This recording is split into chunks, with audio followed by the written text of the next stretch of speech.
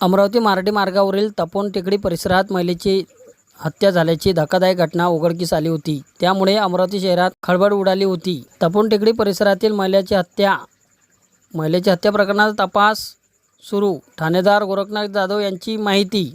Amravati murder केस ओळख पटली पण अधिकृत दुजोरा बाकी. तपास सुरू. अज्ञात युवतीचा जळालेल्या अवस्थेत मृतदेह आढळून आला होता.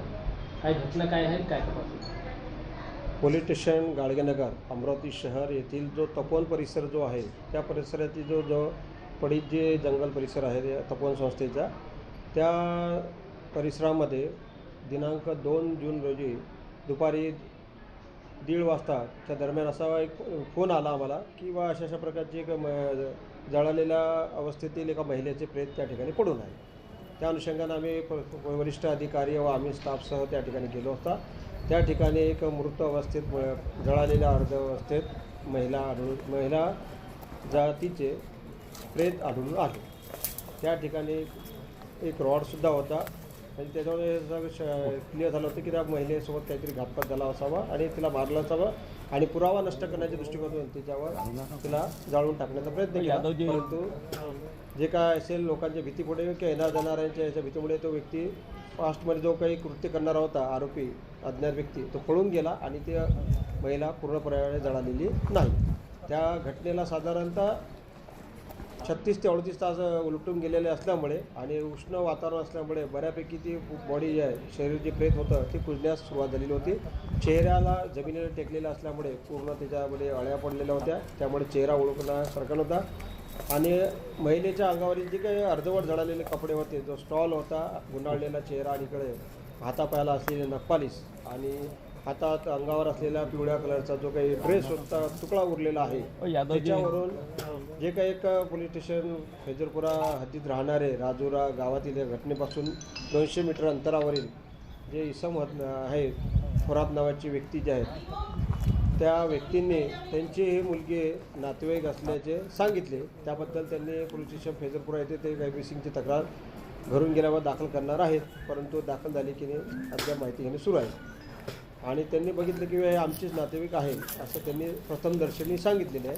परंतु प्रेताची कुजलेली अवस्था आणि त्या अनुषंगाने तिच्या आईवडिलांना त्या ठिकाणी बोलावण्यात आले. आईवडील आज सकाळी मर्चुनमध्ये ज्यावेळेस प्रेत आणले त्यावेळेस त्यांनी प्रथमदर्शनी सांगत आहेत की बा हे माझ्या मुलीचे आहे, परंतु अद्याप कन्फर्म होणे बाकी आहे. त्या दृष्टिकोनातून पोलीस PVM करत आहेत. सोबतच DNA टेस्ट मॅच करून घेण्यात येत आहे. मुलीचे आईवडील आणि मुलीचे जे काही प्रेत जे मिळालेलं आहे त्या मुलीचं सुद्धा प्रेतचा DNA टेस्टसाठी प्रयत्न करत आहोत. आम्ही ते करून घेण्यात आहोत.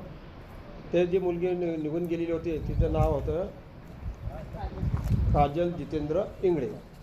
ही मुलगी मिसिंग आहे, त्यामुळे हीच ती मुलगी आहे हे अद्याप मला सांगणे शक्य नाही. परंतु जे काही तिचे नातेवाईक आले त्यांनी सांगितलेलं आहे की ती आहे, परंतु अद्याप 100% खात्री नाही. आम्ही त्याचा पुढील DNA टेस्ट व इतर जे काही पुरावे आहेत ते गोळा करून आम्ही निश्चित त्याच्यापर्यंत पोहोचू शकतो. त्या मुलीच्या संपर्कातील जे काही संशयित व्यक्ती होते त्यांच्या नातेवाईकांनी व इतर ज्या व्यक्तींनी माहिती दिली त्या 2 संशयित व्यक्तींना गुन्हे शाखा व आमच्या पोलीस स्टेशनने आम्ही ताब्यात घेतलेलं आहे आणि त्यांच्याकडून विचारपूस चालू आहे, चौकशी सुरू आहे. तसेच घटनास्थळावरील आजूबाजूच्या लोकांकडून आणि जे काही जे सर्वात शेवटी ज्यांनी बघितले त्या मुलीची मावशी थोरात आणि त्यांचे काका यांनी तिला बघितलं होतं घरून निघताना 31 तारखेला दुपारी 3:30 ते 4च्या दरम्यान. त्या अनुषंगाने त्यांच्याकडून जी काही माहिती मिळेल आणि नातेवाईकांकडून माहिती मिळेल त्या दृष्टिकोनातून प्रयत्न करून घटनाक्रम काय घडलेला असावा आणि त्या मुलीच्या बाबत कोणी घातपात केला असावा यापर्यंत आरोपीपर्यंत आम्ही जाण्याचा प्रयत्न करीत आहोत. हो, शवविच्छेदन करत असताना जे काही प्रोसेस असते बॉडी डिकम्पोज होणे सुरू असल्यामुळे आपण डॉक्टरांची टीम, महिला अधिकारी आणि त्या ठिकाणी इन कॅमेऱ्याच्या मध्ये आणि जे काही ज्यांनी ओळख पटवलेली आहे शासकीय पंच आणि ओळख पटवलेले जे नातेवाईक आहेत त्यांच्या समक्ष ती इन कॅमेरामध्ये आपण त्याचं शवविच्छेदन करत आहोत आणि प्रेत आपल्याच ताब्यात ठेवत आहोत जोपर्यंत त्याचं कन्फर्मेशन येत नाही आहे. या ठिकाणी घटनास्थळावर माननीय पोलीस आयुक्त श्री राकेश ओला सर, माननीय पोलीस उपायुक्त श्री श्याम घुगे सर आणि सहाय्यक पोलीस आयुक्त गाडगेनगर विभागाचे माननीय श्री फुनकर सर या सर्वांनी व आमच्या महिला अधिकारी PI 15 व स्टाफने त्या ठिकाणी भेट दिली. घटनास्थळावरून FSLची टीम आणि इतर माध्यमातून पुरावे गोळा करून घटनेचा पूर्ण म्हणजे निष्कर्ष काढेपर्यंत आणि ज्या प्रेतासोबत झालेली जी काही घटना आहे त्याचा शोध घेण्याचा आम्ही पुरेपूर प्रयत्न करीत आहोत.